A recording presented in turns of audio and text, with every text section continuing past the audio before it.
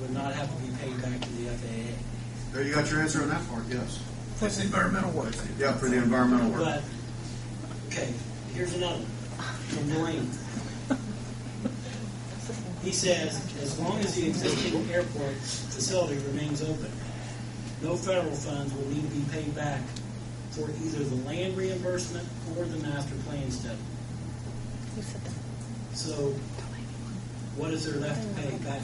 I mean, other than having to comply with the FAA on their airports, what you're saying. On the You can get you copies of the grant assurances. Those are in writing when the grant was originally given. And it's, again, it's a contractual document. And I've signed those. But I have to tell you, I've squirmed a little bit because I know an attorney a number of years ago was questioning whether his board ought to have to sign that. Those are scary documents. But they're pretty specific and pretty thorough. And I don't have them, but I'm sure we can get you copies of those. Well, it all goes back to this. The reason I'm even questioning it all is because I'm trying to find out who the owner of this airport is. And it doesn't look like it's the city of Greensburg. It looks like it's BOAC. And it says on the deed, BOAC. And it says on the actual, which I have copies of, the one deed that there is, two other deeds don't exist yet. I can't find them. Don't know where those are at. The purchase was done over 3 years ago. we need to get copies for you. Unless Don Wickens has them, he's the one that did the original one, or the other one. I'm assuming. No, there was no oversight. It's in the county ordinance that the property would be deeded over. I can't point any fingers, but for some reason it never happened. In the worst case scenario, it's executory. It doesn't matter. Somebody just got to follow through with what they agreed to do. So, take my word for it, they will exist. And whose name will they be under? BOAC. Okay. Again, that's state statute. If that's something that concerns you, then that's really state legislature. The state legislature says that when I'm going to try to quote it as best I can, a political subdivision or an entity would be the city, adopts an ordinance, or it could be a county, or it could be a city county, it could be the entity.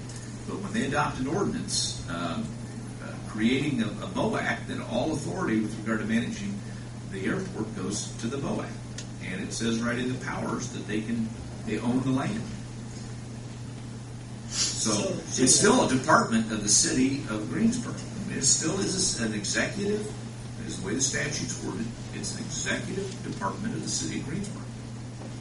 They practically have all powers except for taxing, correct? They don't have any taxing authority, right? And they don't have, they can't issue bonds without coming to legislative, the city council. But if they wouldn't need any of our money, they wouldn't need us. Am I correct? Well, I think that's it. I mean, that's pretty.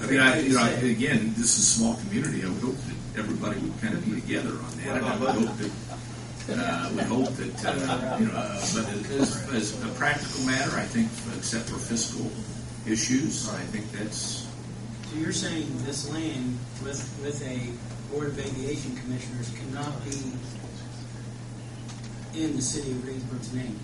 You're saying it has to be, once you adopt a Board of Aviation Commissioners. Mr. Wentz, I've never seen it any other way. It's always been, when there's been a Board of Aviation Commissioners, it's always been in the name of the Board of Aviation Commissioners. Some communities have airport authorities, and the land is in the name of the airport authority. I've never seen it titled in the name of the entity that created it. Now, I couldn't begin to say that doesn't exist anywhere, because there's certainly a lot of BOACs throughout the state of Indiana. I don't know if there's quite 92, but there's certainly a fair number of BOACs in the state of Indiana. And I've not done title searches on those, but frankly, I don't think it'd make any difference. The Board of Airport Commissioners is an entity of the city of Greensburg. So Greensburg does own the airport by virtue. Indirectly, yes. It's even if you had it in the name of the city of Greensburg, the statute still says that the body that manages that is the BOAC. And again, that's not anything that anybody in this room created. That's what the state legislature did. Okay, let's just hypothetically say that's the way it is. Okay, then why would it be necessary for the deeds for the land to belong to BOAC? I think that's, again, common practice just because that's who manages it. Well, the problem I have with it is it took taxpayer money to begin with to buy it. No local taxpayer money. No local taxpayer money bought this property at all. That's correct. Not a dollar. Not a dollar of local taxpayer money was used to purchase the Greensburg.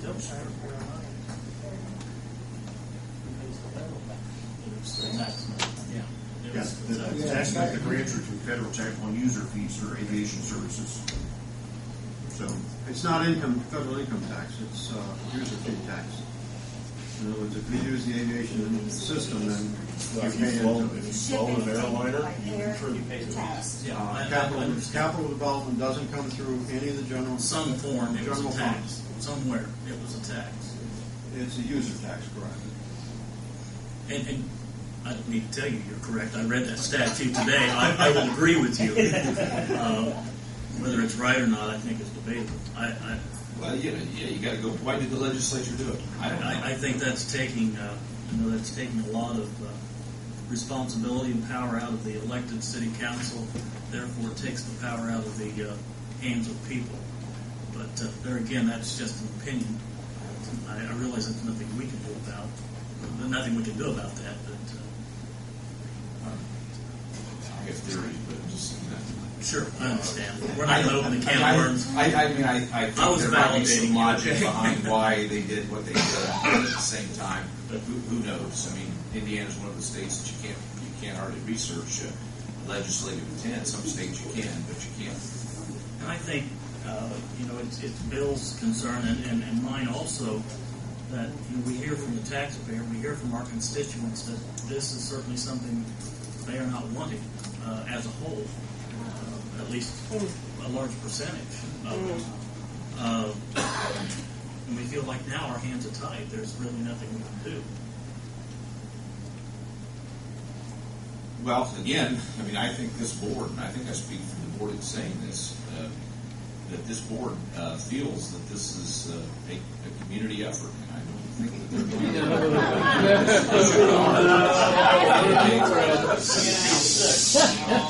to say.